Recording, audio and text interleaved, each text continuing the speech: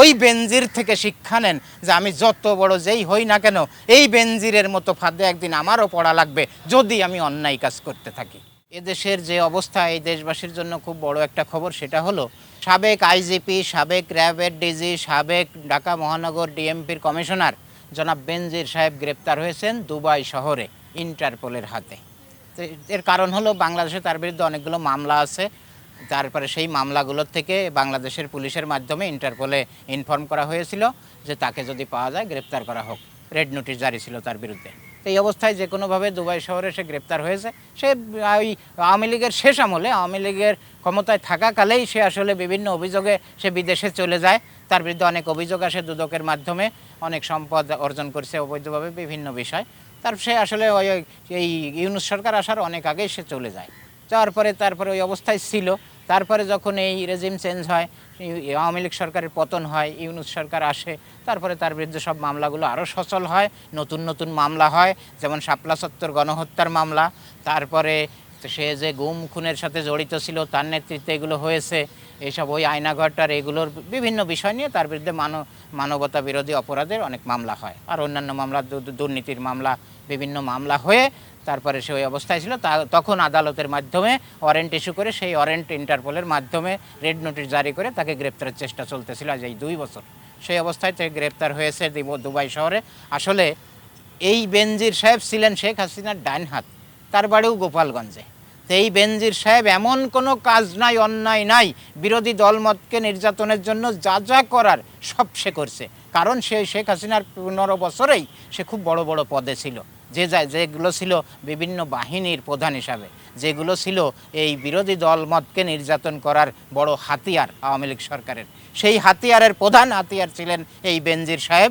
এই বেনজির তারপরে তার যখন গ্রেপ্তার হয়েছে, সারা বিশ্বের মিডিয়ায় মাধ্যমে আমরা দেখেছি অবস্থানটা। এখন তাকে আনার চেষ্টা চলছে, হয়তো 1 মাসের ভিতর ফেরত আসবে। ওই আরব আমিরাত সরকারও গ্রিন সিগন্যাল দিয়েছে এবং এই সরকারও খুব দ্রুত যোগাযোগ করে তাকে আনার ব্যবস্থা করতেছে। আমরা আশা করি তাকে ফিরায় আনুক, সে যে অন্যায়গুলো করছে সেগুলো আসলে প্রমাণিত হয়ে আদালতের মাধ্যমে আইনি প্রক্রিয়ায় তার সর্বোচ্চ শাস্তি হোক, এটা চাই। আর এই বেনজির এদেশের এই 20 কোটি মানুষের, বা এদেশের যারা প্রশাসনে আছে, যারা সরকারে আছে, যারা বিভিন্ন বাহিনীতে অফিসার, একেবারে সেই নিম্ন পদের থেকে শুরু করে সর্বোচ্চ পদে আছেন, এদের জন্য বিরাট একটা শিক্ষা। এদের জন্য এত বড় শিক্ষা এই বেনজিরের এই শিক্ষার থেকে আমি মনে করি এই বাংলাদেশে যারা চাকরি করে, সরকারি চাকরি করে, বিভিন্ন দপ্তর অধিদপ্তর, বিভিন্ন বাহিনীতে, এরা আশা করি শিক্ষা নিবে ভবিষ্যতে, অন্তত গত 55 বছরের মতো আর এইভাবে তারা না করে।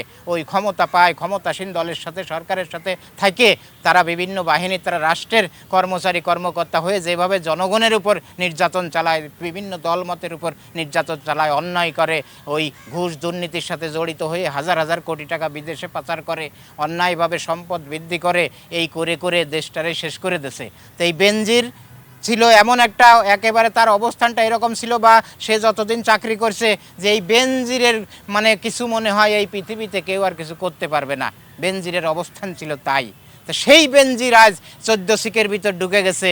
আশা করি তারা খুব তাড়াতাড়ি সরকার এনে তার খুব দ্রুততম সময়ের মধ্যে বিচার করে তার সর্বোচ্চ শাস্তি দেবে। নিশ্চিত থাকেন, যদি তার বিরুদ্ধে সকল অভিযোগ তো প্রমাণিত হবেই, এদেশের বিচার ব্যবস্থার মাধ্যমে তার সর্বোচ্চ শাস্তি হয়ে তার ওই দড়িতে ঝুলা লাগবে, এটা নিশ্চিত থাকেন। তাই বেনজিরকে দেখে আপনারা বর্তমান যারা আছেন প্রত্যেকটা কর্মকর্তা কর্মচারীকে বলছি, আপনারা শিক্ষা নেন, আপনারা ভালো হয়ে যান, আপনারা ভালো পথ দেখেন। বেনজিরের চিন্তা আর করেন না যে এখন আমার পক্ষের সরকার আছে, আমি আর কি হয়ে গেলাম পৃথিবীতে, আমারে আর কে কী করে, যা খুশি আমি তাই করব, ওই চিন্তা বাদ দেন। বর্তমান যারা আছেন এই চিন্তা আর করেন না, সরকারের বা বিভিন্ন দলের লেজুড় বৃত্তি করে এইভাবে আর ক্ষমতার দম্ভ দেখায়েন না।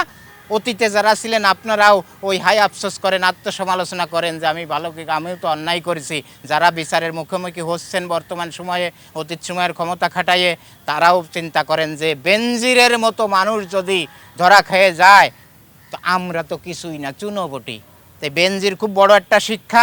এই বেনজিরের শিক্ষার থেকে আমি মনে করি দেশের মানুষ ভালো হয়ে যাবে, এখন থেকে আর কোনো অন্যায় কাজের সাথে কোনো অফিসার জড়িত হবে না।